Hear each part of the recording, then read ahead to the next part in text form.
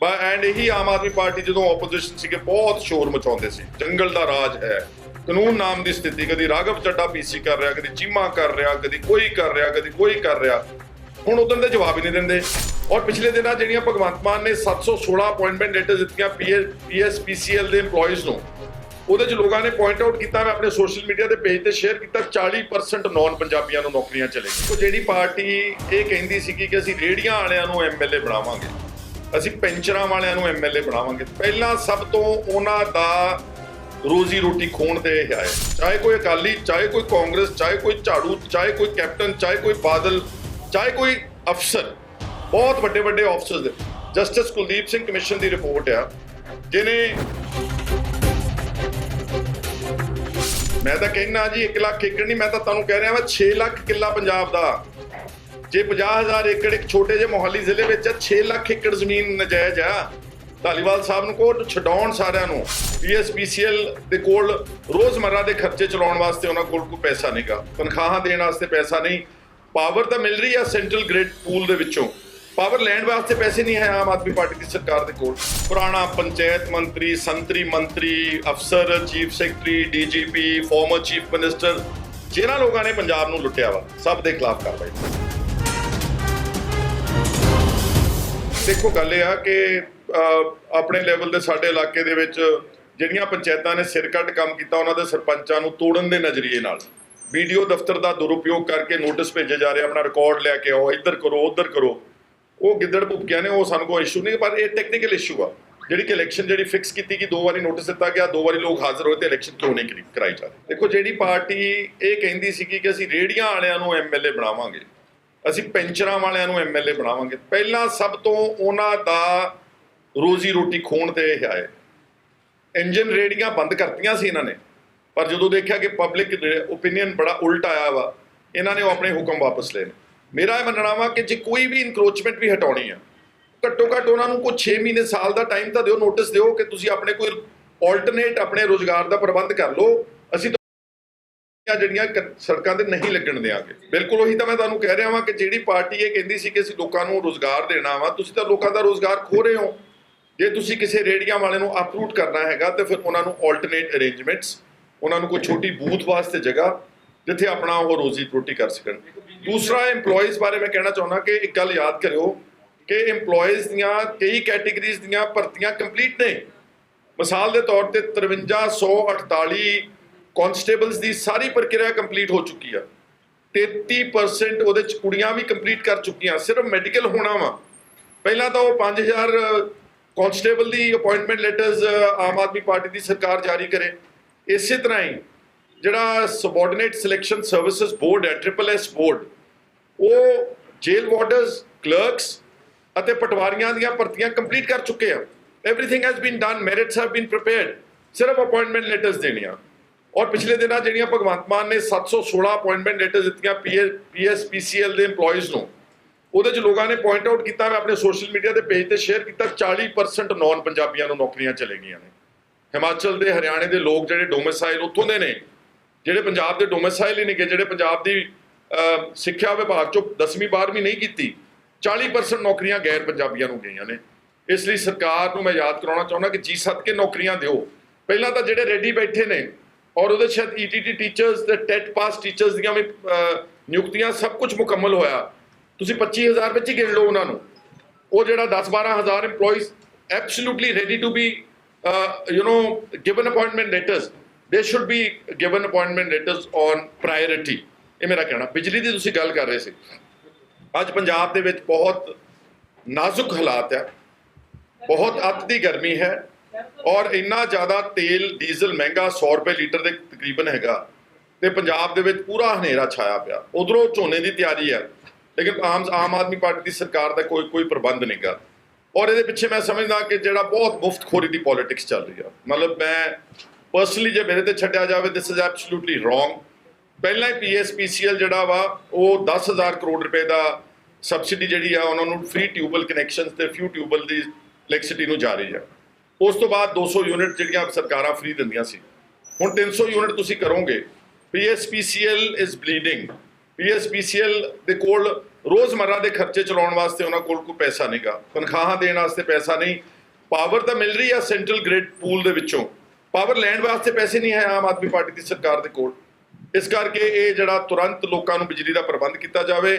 ਇੱਕ ਕਸੂਰ ਕੇਂਦਰ ਦੀ ਸਰਕਾਰ ਦਾ ਵੀ ਕੋਲਾ ਬਹੁਤ ਮਹਿੰਗਾ ਕਰਤਾ ਉਹਨਾਂ ਨੇ। ਉਹ ਸਾਰੀਆਂ ਇੰਪੋਰਟੈਂਟ ਕੋਲ ਮਾਈਨਸ ਜਿਹੜੀਆਂ ਅੱਜ ਅਡਾਨੀਆਂ ਦੇ ਹਵਾਲੇ ਕਰ ਦਿੱਤੀਆਂ ਨੇ, ਕਾਰਪੋਰੇਟ ਘਰਾਣਿਆਂ ਦੇ ਹਵਾਲੇ ਕਰਤੀਆਂ। ਕੋਲਾ 4-5-6 ਗੁਣਾ ਮਹਿੰਗਾ ਹੋ ਗਿਆ। It will reflect on the thermal power plants and it will turn reflect upon the cost of electricity in Punjab which is being produced by these thermal plants. ਜੋ ਕੁਝ ਹੋਇਆ ਉੱਥੇ ਬੜਾ ਮੰਦਭਾਗਾ ਵਾ। ਅਗਰ ਦੋ ਗੁੱਟਾਂ ਦੇ ਦਰਮਿਆਨ ਜਾਂ ਦੋ ਧਰਮਾਂ ਦੇ ਖਿਲਾਫ ਲੜਾਈ ਪੰਜਾਬ ਨੂੰ ਸ਼ੋਭਦਾ ਨਹੀਂਗਾ। ਪੰਜਾਬ ਬਹੁਤ ਪੀਸਫੁਲ ਲੋਕਾਂ ਦੀ ਧਰਤੀ ਹੈਗੀ ਆ। ਇਹਦੇ 'ਚ ਮੈਂ ਇਹੀ ਕਹਿ ਸਕਦਾ ਕਿ ਇੰਟੈਲੀਜੈਂਸ ਫੇਲਿਅਰ ਹੈ ਕੰਪਲੀਟ।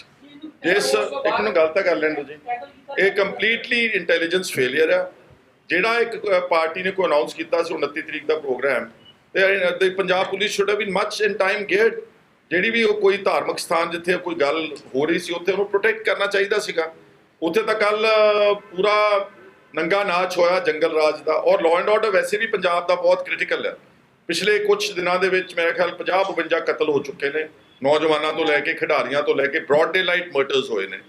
ਐਂਡ ਇਹੀ ਆਮ ਆਦਮੀ ਪਾਰਟੀ ਜਦੋਂ ਆਪੋਜੀਸ਼ਨ ਸੀਗੇ ਬਹੁਤ ਸ਼ੋਰ ਮਚਾਉਂਦੇ ਸੀ, ਜੰਗਲ ਦਾ ਰਾਜ ਹੈ, ਕਾਨੂੰਨ ਨਾਮ ਦੀ ਸਥਿਤੀ। ਕਦੀ ਰਾਘਵ ਚੱਡਾ ਪੀਸੀ ਕਰ ਰਿਹਾ, ਕਦੀ ਚੀਮਾ ਕਰ ਰਿਹਾ, ਕਦੀ ਕੋਈ ਕਰ ਰਿਹਾ, ਕਦੀ ਕੋਈ ਕਰ ਰਿਹਾ। ਹੁਣ ਉਦੋਂ ਦੇ ਜਵਾਬ ਹੀ ਨਹੀਂ ਦਿੰਦੇ। ਔਰ ਮੇਰਾ ਇਹ ਮੰਨਣਾ ਵਾ ਕਿ ਕਾਨੂੰਨ ਦੀ ਵਿਵਸਥਾ ਉਦੋਂ ਤੱਕ ਨਹੀਂ ਸੁਧਰੇਗੀ ਜਦ ਤੱਕ ਤੁਸੀਂ ਪੁਲਿਸ ਨੂੰ ਨਿਰਪੱਖ ਤੌਰ ਤੇ ਕੰਮ ਕਰਨ ਦੀ ਇਜਾਜ਼ਤ ਨਹੀਂ ਦਿਓਗੇ। ਜਦ ਤੱਕ ਤੁਸੀਂ ਉਸ ਨੂੰ ਡੀਪੋਲਿਟਿਸਾਈਜ਼ ਨਹੀਂ ਕਰੋਗੇ, ਉਹਦਾ ਸਿਆਸੀਕਰਨ ਸਿਵਲ ਐਡਮਿਨਿਸਟ੍ਰੇਸ਼ਨ ਦੀ ਨਹੀਂ ਤੋੜੋਗੇ। ਅੱਜ ਦਾ ਜਿਹੜਾ ਉਦਾਹਰਨ ਹੈ ਪੋਲਿਟਿਸਾਈਜੇਸ਼ਨ ਆਫ ਇੰਸਟੀਟਿਊਸ਼ਨਸ ਜਾਂ ਹੋਰ ਕੀ ਹੈ। ਇਸੇ ਕਰਕੇ ਪੰਜਾਬ ਦੇ ਵਿੱਚ ਲੋਕਾਂ ਨੂੰ ਮੈਂ ਤੁਹਾਨੂੰ ਕਹਿ ਰਿਹਾ ਹਾਂ ਕਿ ਇੱਕ ਐਮਐਲਏ ਨੇ ਆਮ ਆਦਮੀ ਪਾਰਟੀ ਦੇ ਨੇ ਥਾਣੇ ਵਿੱਚ ਜਾ ਕੇ ਐਸਐਚਓ ਨੂੰ, ਪਾਇਲ ਦੇ ਐਸਐਚਓ ਨੂੰ ਧਮਕਾਇਆ। ਉਸਨੇ ਇੱਕ ਐਫਆਈਆਰ ਲੌਂਚ ਕੀਤੀ ਐਮਐਲਏ ਦੇ ਖਿਲਾਫ। ਉਹਨੇ ਉਮੀਦ ਕੀਤੀ ਕਿ ਗਵਰਨਮੈਂਟ ਮੇਰੀ ਸੁਣੂਗੀ। ਉਸ ਐਸਐਚਓ ਦਾ ਤਬਾਦਲਾ ਕਰ ਦਿੱਤਾ ਗਿਆ। ਅੱਛਾ ਫੈਸਲਾ ਵਾ। ਮੈਂ ਤਾਂ ਕਹਿੰਦਾ 5000 ਕਿਉਂ। ਮੈਂ ਤੁਹਾਨੂੰ ਦੋ ਉਦਾਹਰਨ ਦਿੰਦਾ ਵਾ। ਕੁਲਦੀਪ ਸਿੰਘ ਧਾਲੀਵਾਲ ਨੂੰ ਕਹੋ ਕਿ ਤੁਸੀਂ ਆਪ ਜੋ ਜਾ ਕੇ ਛਾਪੇ ਮਾਰਦੇ ਫਿਰਦੇ ਹੋ, 29 ਏਕੜ ਜਿਹੜੀ ਜ਼ਮੀਨ ਕਹਿੰਦੇ ਅਸੀਂ ਛਡਾਈ ਆ, ਉਹ ਹੈ ਵੀ ਇਹਨਾਂ ਦੇ ਬੰਦੇ ਦੀ ਸੀ, ਕੈਪਟਨ ਬਿਕਰਮ ਸਿੰਘ ਪਾਹੂਵਿੰਡ। ਉਹ 2017 ਵਿੱਚ ਆਮ ਆਦਮੀ ਪਾਰਟੀ ਦਾ ਕੈਂਡੀਡੇਟ ਸੀ, ਬਾਅਦ ਸ਼ਾਇਦ ਅਕਾਲੀ ਦਲ ਚਲੇ ਗਿਆ। ਸਭ ਤੋਂ ਨਜਾਇਜ਼ ਕਬਜ਼ੇ ਛਡਾਉਣੇ ਚਾਹੀਦੇ ਇਰਰਿਸਪੈਕਟਿਵ ਆਫ ਪਾਰਟੀ ਅਫੀਲੀਏਸ਼ਨ। ਚਾਹੇ ਕੋਈ ਅਕਾਲੀ, ਚਾਹੇ ਕੋਈ ਕਾਂਗਰਸ, ਚਾਹੇ ਕੋਈ ਝਾੜੂ, ਚਾਹੇ ਕੋਈ ਕੈਪਟਨ, ਚਾਹੇ ਕੋਈ ਬਾਦਲ, ਚਾਹੇ ਕੋਈ ਅਫਸਰ, ਬਹੁਤ ਵੱਡੇ ਵੱਡੇ ਅਫਸਰਸ ਦੇ। ਜਸਟਿਸ ਕੁਲਦੀਪ ਸਿੰਘ ਕਮਿਸ਼ਨ ਦੀ ਰਿਪੋਰਟ ਆ ਜਿਹਨੇ ਆਇਡੈਂਟੀਫਾਈ ਕੀਤਾ ਕਿ 50,000 ਏਕੜ ਸਰਕਾਰ ਦੀ ਬਹੁਤ ਮਹਿੰਗੀ ਜ਼ਮੀਨ, ਮੋਹਾਲੀ ਜ਼ਿਲ੍ਹੇ ਦੀ ਬਹੁਤ ਮਹਿੰਗੀ, ਕਹਿ ਰਿਹਾ ਕਰੋੜਾਂ ਰੁਪਏ ਦੀ, ਇਹਨਾਂ ਸਾਰੇ ਪੋਲੀਟੀਕਲ ਬੰਦਿਆਂ ਦੇ ਬਿਊਰੋਕਰੈਟਸ ਦੇ ਕੋਲ ਆ ਚੰਡੀਗੜ੍ਹ। ਇਕੱਲੇ 50,000 ਇੱਕ ਜ਼ਿਲ੍ਹੇ ਵਿੱਚ ਆ। ਔਰ ਫਿਰ ਇੱਕ ਸਬ ਕਮੇਟੀ ਬਣੀ, ਚੰਦਰ ਸ਼ੇਖਰ ਜਿਹੜੇ ਏਡੀਜੀਪੀ ਰਿਟਾਇਰਡ ਨੇ, ਉਹ ਸਬ ਕਮੇਟੀ ਨੇ ਪਿਨ ਪੁਆਇੰਟ ਕਰਤਾ ਕੁਲਦੀਪ ਸਿੰਘ ਧਾਲੀਵਾਲ ਨੂੰ, ਬਜਾਏ ਕਿ ਇਕੱਲੇ 10-10 ਕਿੱਲਿਆਂ ਦੇ ਪਿੱਛੇ ਭੱਜਣ ਦੇ। He should sit down in office, get hold of the Justice Kuldeep Singh Commission report, get hold of the subcommittee report of Chandrasekhar IPS and act against illegal encroachments। and ਨਾਲ ਜੇ ਮੇਰਾ ਮੰਨਣਾ ਵਾ ਕਿ ਪੰਜਾਬ ਦੇ ਵਿੱਚ 23 ਜ਼ਿਲ੍ਹਿਆਂ 'ਚ ਘੱਟੋ ਘੱਟ 6 ਲੱਖ ਏਕੜ ਜ਼ਮੀਨ ਸਰਕਾਰ ਦੀ ਨਜਾਇਜ਼ ਕਬਜ਼ੇ 'ਚ ਆ, ਉੱਪਰਲੇ ਬੰਦਿਆਂ ਤਾਕਤਵਾਰ ਤੋਂ ਲੈ ਕੇ ਥੱਲੜਿਆਂ ਤੱਕ। ਔਰ ਇਹ 6 ਲੱਖ ਜਿਹਦੀ ਔਸਤਨ ਕੀਮਤ 50 ਲੱਖ ਰੁਪਏ ਵੀ ਏਕੜ ਲਾਓ, ਕਿਉਂਕਿ ਲੁਧਿਆਣੇ ਸ਼ਹਿਰ ਵਿੱਚ ਕੁਝ ਜ਼ਮੀਨਾਂ ਇਹੋ ਜਿਹੀਆਂ ਮੇਰੇ ਕੋਲ ਪਤਾ ਮੈਨੂੰ ਜਿਹੜੀਆਂ 5-5, 6-6 ਕਰੋੜ ਨੂੰ ਏਕੜ ਨੇ। ਅੰਮ੍ਰਿਤਸਰ ਸ਼ਹਿਰ 'ਚ, ਮੋਹਾਲੀ 'ਚ ਜਿਹੜੀਆਂ ਸਕਾਈਸਕ੍ਰੇਪਰ ਬਿਲਡਿੰਗਸ ਬਣੀਆਂ ਵੱਡੀਆਂ 20-20, 25-25 ਮੰਜ਼ਿਲਾਂ, ਉਹ ਸਰਕਾਰ ਦੀ ਜ਼ਮੀਨ ਤੇ ਬਣੀਆਂ ਹੋਈਆਂ ਨੇ। 10-10 ਕਰੋੜ ਨੂੰ ਏਕੜ ਆ ਮੋਹਾਲੀ ਦੇ ਵਿੱਚ। 50,000 ਨੂੰ 50 ਲੱਖ ਨੂੰ ਵੀ ਕਿੱਲਾ ਲਾਓ, 3 ਲੱਖ ਕਰੋੜ ਰੁਪਇਆ ਜਿੰਨਾ ਕਰਜ਼ਾ ਪੰਜਾਬ ਸਰਕਾਰ ਦਾ, ਉਹ ਕਰਜ਼ਾ ਲਾਇਆ ਜਾ ਸਕਦਾ। But for that you need a proper policy, you need a strong will power and you need a very effective administration. ਕਿੰਨੇ ਮੌਕੇ ਤੇ ਜਾ ਕੇ ਮੀਡੀਆ ਵਾਲੇ ਨਾਲ ਕੈਮਰਿਆਂ ਵਾਲੇ ਲਿਜਾ ਕਿੰਨੇ ਤੁਸੀਂ ਛਡਾ ਲਓਗੇ। ਔਰ ਮੇਰੀ ਗੱਲ ਯਾਦ ਰੱਖਣਾ, ਜਦੋਂ ਤੁਸੀਂ ਮੌਕੇ ਤੇ ਜਾਂਦੇ ਹੋ, ਜੇ ਉਸਦੇ ਕੋਲ ਹਾਈ ਕੋਰਟ ਦਾ ਸਟੇ ਹੋਇਆ ਫਿਰ ਤੁਸੀਂ ਕਿੱਦਾਂ ਜ਼ਮੀਨ ਛਡਾ ਲਓਗੇ, ਜਾਂ ਕੋਈ ਸਬ ਜੁਡਿਸ ਦਾ ਮਾਮਲਾ ਅਦਾਲਤ ਵਿੱਚ ਚੱਲ ਰਿਹਾ ਕਿੱਦਾਂ ਛਡਾ ਲਓਗੇ। ਇਹ ਸਾਰੀਆਂ ਗੱਲਾਂ ਜਿਹੜੀਆਂ ਬੜੀਆਂ ਦੇਖਣ ਵਾਲੀਆਂ ਨੇ। ਇਹਦੇ ਲਈ ਨੀਤੀ ਬਣਾਉਣੀ ਬਹੁਤ ਜ਼ਿਆਦਾ ਜ਼ਰੂਰੀ ਹੈ। ਔਰ ਜਸਟਿਸ ਕੁਲਦੀਪ ਸਿੰਘ ਸਭ ਤੋਂ ਓਨੈਸਟ ਸੁਪਰੀਮ ਕੋਰਟ ਦੇ ਰਿਟਾਇਰਡ ਜੱਜ ਦੀ ਰਿਪੋਰਟ ਨੂੰ ਹਵਾਲਾ ਦੇ ਕੇ ਮੈਂ ਕਹਿ ਰਿਹਾ ਸੀ। ਮੈਂ ਤਾਂ ਕਹਿਣਾ ਜੀ 1 ਲੱਖ ਏਕੜ ਨਹੀਂ, ਮੈਂ ਤਾਂ ਤੁਹਾਨੂੰ ਕਹਿ ਰਿਹਾ ਵਾ 6 ਲੱਖ ਕਿੱਲਾ ਪੰਜਾਬ ਦਾ। ਜੇ 50,000 ਏਕੜ ਇੱਕ ਛੋਟੇ ਜਿਹੇ ਮੋਹਾਲੀ ਜ਼ਿਲ੍ਹੇ ਵਿੱਚ 6 ਲੱਖ ਏਕੜ ਜ਼ਮੀਨ ਨਜਾਇਜ਼ ਆ। ਧਾਲੀਵਾਲ ਸਾਹਿਬ ਨੂੰ ਕਹੋ ਛਡਾਉਣ ਸਾਰਿਆਂ ਨੂੰ। ਸਾਡੀ ਪਾਰਟੀ ਵਾਲਿਆਂ ਨੇ ਗਲਤ ਕਬਜ਼ਾ ਕੀਤਾ, ਉਹਨਾਂ ਤੋਂ ਪਹਿਲਾਂ ਛਡਾਉਣ।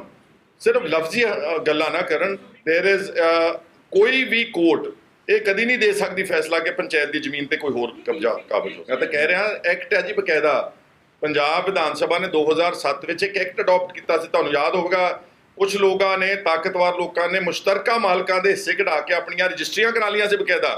ਪੰਜਾਬ ਸਰਕਾਰ ਨੇ ਐਕਟ ਤਰਮੀਮ ਕਰਕੇ ਵਿਧਾਨ ਸਭਾ 'ਚ ਐਕਟ ਪਾਸ ਕੀਤਾ ਕਿ ਕੋਈ ਵੀ ਜਿਹੜੀ nature of land which belongs to the government, whether it is panchayat, ਸ਼ਾਮਲਾਤ ਦੇ ਮੁਸ਼ਤਰਕਾ ਮਾਲਕਾ, ਕੋਈ ਜ਼ਮੀਨ ਦੇ ਉੱਤੇ ਕਿਸੇ ਦਾ ਨਜਾਇਜ਼ ਕਬਜ਼ਾ ਨਹੀਂ ਹੋ ਸਕਦਾ। ਤੁਸੀਂ ਮੇਰੇ ਤੋਂ ਮੇਰੀ ਗੱਲ ਨੂੰ ਸਮਝਣ ਦੀ ਕੋਸ਼ਿਸ਼ ਕਰਨ। ਪੁਰਾਣਾ ਪੰਚਾਇਤ ਮੰਤਰੀ, ਸੰਤਰੀ ਮੰਤਰੀ, ਅਫਸਰ, chief secretary, DGP, farmer chief minister, ਜਿਨ੍ਹਾਂ ਲੋਕਾਂ ਨੇ ਪੰਜਾਬ ਨੂੰ ਲੁੱਟਿਆ ਵਾ, ਸਭ ਦੇ ਖਿਲਾਫ ਕਾਰਵਾਈ ਹੋਣੀ ਚਾਹੀਦੀ। ਇੱਦਾਂ ਹੁਣ ਟੈਕਨੀਕਲੀ ਮੈਂ ਕੋਈ ਵਕੀਲ ਤਾਂ ਹੈ ਨਹੀਂਗਾ, ਬਟ ਲਾਲ ਲਕੀਰ ਦੇ ਅੰਦਰ ਜਿਹੜੀ ਹੈਗੀ ਉਹਦਾ 'ਚ ਕੋਈ ਹਲੇ ਰੈਵਨਿਊ ਰਿਕਾਰਡ ਹੀ ਨਹੀਂ ਗਵਰਨਮੈਂਟ ਦੇ ਕੋਲ ਹੈਗਾ। ਔਰ ਚਰਨਜੀਤ ਚੰਨੀ ਨੇ ਜਿਹੜਾ ਕਿਹਾ ਸੀ ਕਿ ਲਾਲ ਲਕੀਰ ਦੇ ਅੰਦਰ ਅਸੀਂ ਮਲਕੀਅਤ ਦਿਆਂਗੇ, ਉਹ ਸਰਕਾਰ ਨੂੰ ਦੇਖਣਾ ਚਾਹੀਦਾ। ਜਿਹੜੇ ਪਿੰਡਾਂ ਦੇ ਵਿੱਚ ਕੋਈ ਛੋਟੇ ਗਰੀਬ ਆਦਮੀ ਨੇ ਜਿਨ੍ਹਾਂ ਕੋਲ 2-2 4-4 5-5 ਮਰਲੇ, I think that's a fair ਕਿ ਲਾਲ ਲਕੀਰ ਦੇ ਅੰਦਰਲੀ ਜ਼ਮੀਨ ਜਿਹੜੀ ਉਹਨਾਂ ਦੇ ਲੋਕਾਂ ਨੂੰ ਮਲਕੀਅਤ ਦੇ ਹਕੂਕ ਮਿਲਣੇ ਚਾਹੀਦੇ।